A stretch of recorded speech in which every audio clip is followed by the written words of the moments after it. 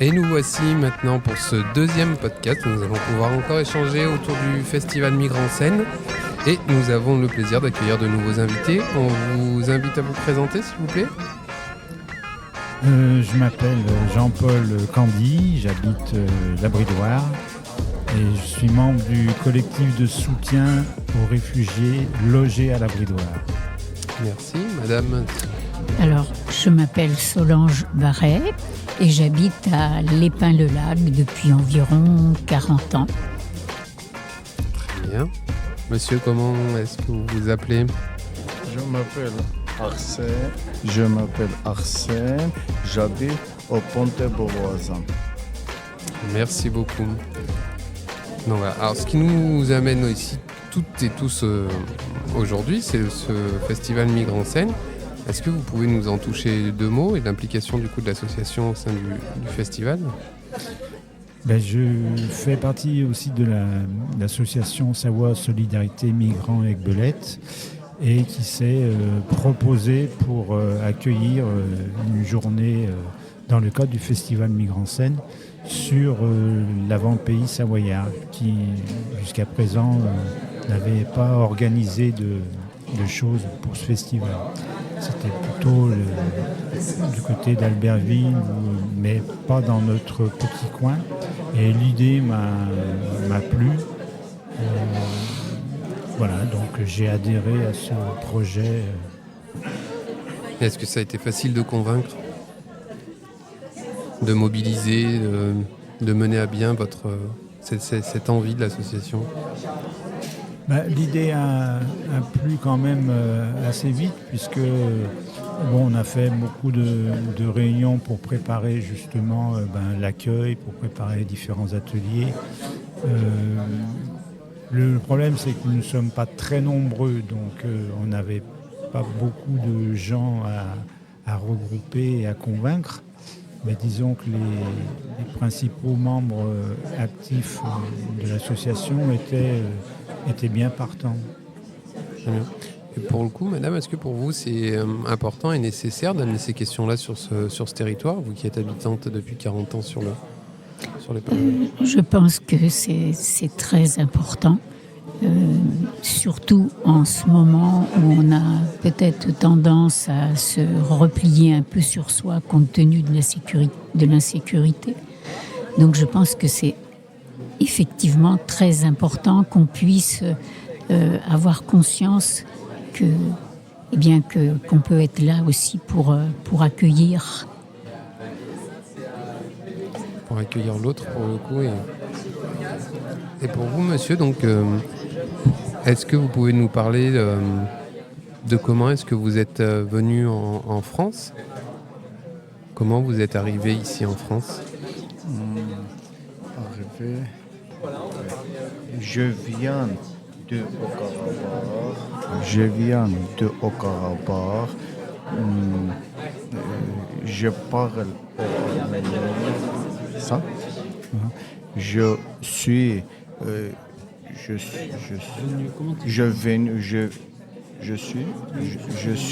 venu au Karabakh. Non. Avion. Je suis venu avion Milan. Avion Milan, bus Grenoble. Très bien.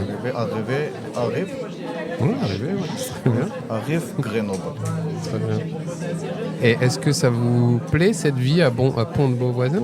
Au Grenoble, nous avons ma famille préfecture.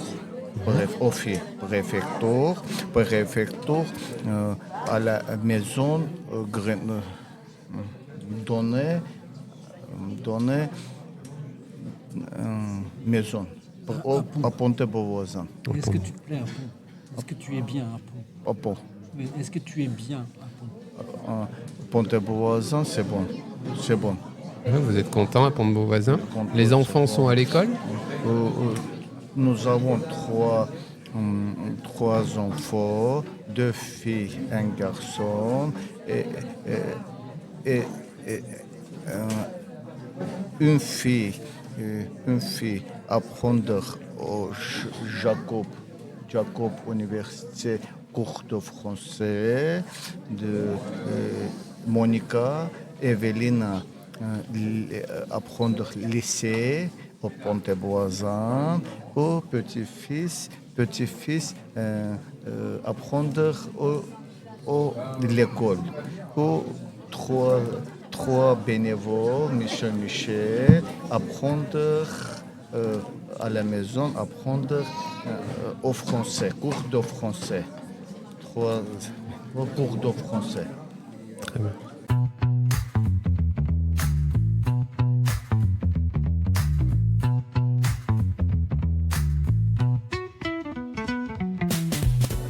Est-ce que c'est facile? Est-ce que ça a été facile pour vous de... Langue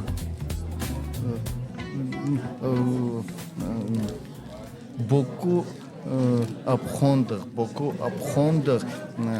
Nous avons apprendre au français.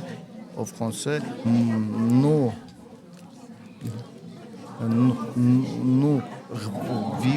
vivre au français. Est-ce que c'est difficile pour toi en France? Est-ce que c'est difficile la vie en France?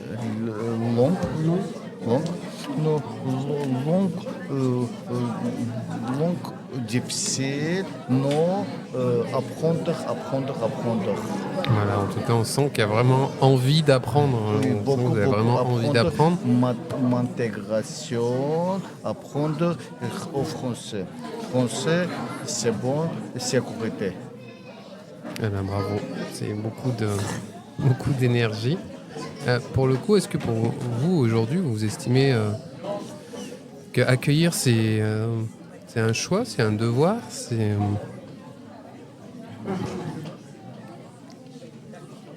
les deux. En fait, l'idée du collectif est partie d'une première famille ukrainienne qui était hébergée il y a 4 ou 5 ans. Et en fait, c'est parti du soutien scolaire parce que les enfants qui viennent en France sont inscrits forcément à l'école et ils ont besoin de soutien scolaire. Et en fait, les gens qui donnaient du soutien scolaire étaient habitués et ont adhéré assez vite à ce collectif qui regroupe simplement des gens pour qui c'est important de les aider. Surtout qu'ils arrivent dans un petit village où il n'y a pas grand-chose à faire.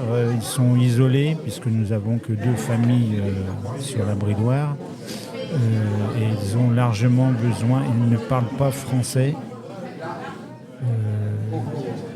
Donc ils ont besoin de cette aide. Et ça paraît normal, ça paraissait normal pour tous les enseignants, les retraités de l'enseignement qui faisaient ces cours de soutien, de les dispenser auprès des nouveaux arrivants de la migration. Et pour vous, du coup, madame, est-ce que vous avez de la facilité à vous impliquer? Est-ce que vous êtes d'abord impliqué personnellement pour ensuite faire partie d'une association ou Alors, je ne fais pas partie réellement de l'association, mais je croise souvent des jeunes dans le cadre d'autres manifestations. Et je pense qu'une journée comme celle-ci, elle est très importante parce que ça permet de partager des temps de vie, de pouvoir se parler, de pouvoir échanger. Et je pense que sans être vraiment impliquée directement, j'ai toujours l'occasion de croiser ces jeunes parce que je suis dans pas mal d'associations et j'ai appris aussi à les connaître, voilà. Donc je crois qu'il faut favoriser effectivement des journées comme celle-ci où on puisse se croiser. Voilà, autour de moments festifs où à la limite on n'est pas gêné par la parole parce qu'on peut communiquer aussi autrement. Vraiment l'idée de développer, de créer de la rencontre. Est-ce que vous pensez que des journées comme celle-ci, où on entend Migrants en scène, c'est aussi beaucoup de spectacles, beaucoup de prestations, en tout cas de démonstrations artistiques. Est-ce que vous pensez que l'art est un bon vecteur de rencontre?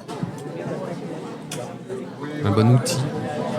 En général, la musique est un moyen de communiquer. En tout cas, c'est un sujet qui permet d'échanger.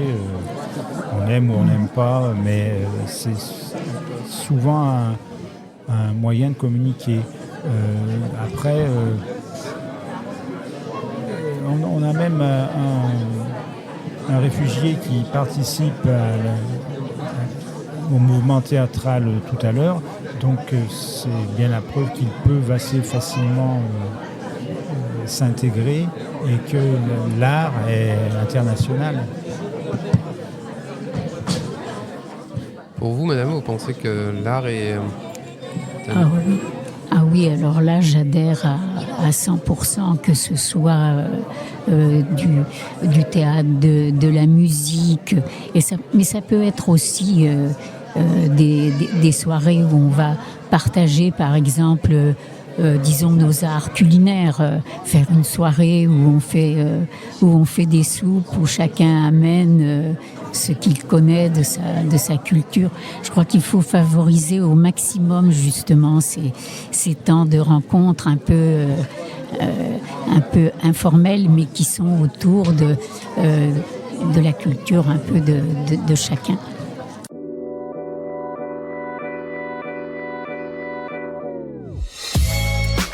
On va peut-être demander à monsieur s'il est d'accord ou s'il a quelque chose à nous partager, une œuvre à nous partager dans son répertoire. Est-ce que vous voulez nous chanter ou nous raconter un poème dans votre langue?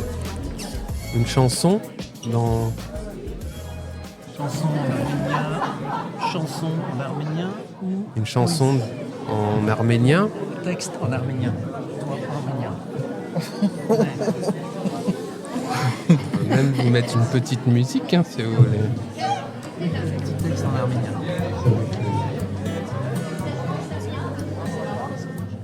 Եսի մանուշ Հայաստանին, արևահամ բառն եմ սիրում, իմ սիրտը լացած, իմ հողի համար, որ միշտ ապրեմ իմ Ղարաբաղում. Eh bien, merci. Merci beaucoup, ma mère. Tu sais ce que tu as dit? Tout le monde vous applaudit, là. Et parmi les festivités prévues, il y a un bal folk que le collectif de soutien organise la semaine prochaine à la Bridoire, où on pourra partager la pratique de danse traditionnelle. Et ben voilà, encore l'outil culturel et artistique qui nous permet de se réunir, de se croiser, de se parler, de se rencontrer tout simplement. Comment on fait pour rejoindre l'association ? Pour rejoindre l'association, Ou la soutenir. Pour la soutenir, elle est basée entre guillemets, enfin il y a souvent nos réunions qui se font à la mairie du Lin, parce qu'il y a des gens qui viennent de plusieurs communes autour du lac d'Aiguebelette. Vous voulez une adresse mail Ouais, pourquoi pas, on peut, profitons-en. Une adresse mail, un téléphone, quelque chose qui nous permette, qui permette à nos auditeurs de vous rejoindre s'ils en ont le souhait. On me dit dans l'oreillette que vous allez avoir un temps en commun. Exactement. Par exemple, aujourd'hui, nous allons jouer une petite pièce de théâtre, qui raconte un peu l'histoire des migrants. Et il y a la famille de mon voisin. Excuse-moi, je n'ai pas encore bien intégré ton prénom. Et voilà. Et puis nous qui sommes des locaux, voilà. Eh bien, hâte de découvrir tout ça. Donc, on va prendre l'adresse et le contact pour pouvoir participer et du coup adhérer à votre association. Donc c'est Françoise qui nous rejoint, c'est bien ça? Voilà, c'est Françoise. Je suis au sein de l'association depuis 5 ans, 5-6 ans. L'association existe depuis 2016. Merci. Voilà. Et donc si vous souhaitez participer, vous investir un petit peu, que ce soit en temps ou financièrement, ou de différentes manières, vous pouvez nous contacter par mail à ssma@gmx.fr. Voilà. Sinon j'ai mon téléphone, mais bon. Vous pouvez le donner aussi. Le 06 12 62 90 15. Super. Eh bien, écoutez, merci beaucoup Françoise, merci à tous nos Merci à invités et on va continuer à profiter de cette belle journée qui continue et qui va avoir donc riche en spectacles, en création artistique et riche en rencontres. À bientôt pour le prochain podcast.